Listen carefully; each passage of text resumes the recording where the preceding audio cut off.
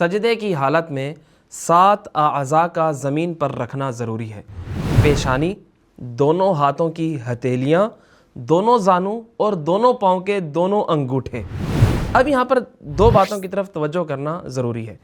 پہلی چیز یہ کہ سجدے کی حالت میں اپنے انگوٹھوں کا لگانا ضروری ہے، جبکہ بعض لوگ یہ سمجھتے ہیں کہ انگوٹھوں کے سروں کو لگانا واجب ہے یا پھر انگلیوں کا لگانا واجب ہے۔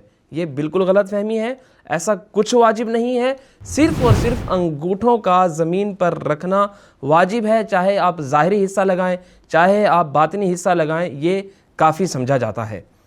دوسری بات، 7 اعضاء کے زمین پر رکھنے کے ساتھ ساتھ یہ بھی واجب ہے کہ آپ سجدے کی حالت میں ساکن ہوں، سکون اور اطمینان کے ساتھ آپ اپنا سجدہ بجا لائیں، آپ کا بدن حرکت میں نہ ہو، آپ ہل نہ رہے ہوں۔ ایون اگر آپ سجدے میں ذکر بھی نہیں پڑھ رہے تب بھی احتیاط واجب کی بنا پر ضروری ہے کہ آپ کا بدن ساکن ہونا چاہیے۔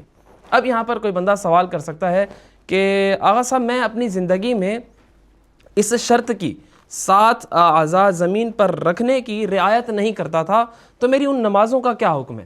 دیکھیے، اگر تو آپ جان بوجھ کر اس شرط کی رعایت نہیں کرتے تھے، آپ کی ساری نمازیں باطل ہیں۔ اگر آپ بھولے سے اس شرط کی رعایت نہیں کرتے تھے تو یہاں پر 2 صورتیں ہیں۔ بھولے سے اگر آپ پیشانی صحیح انداز میں زمین پر نہیں ٹیکتے تھے، پیشانی زمین پر نہیں رکھتے تھے، تو آپ کی نمازیں یہاں پر بھی باطل ہیں، آپ کو دوبارہ پڑھنی ہوں گی۔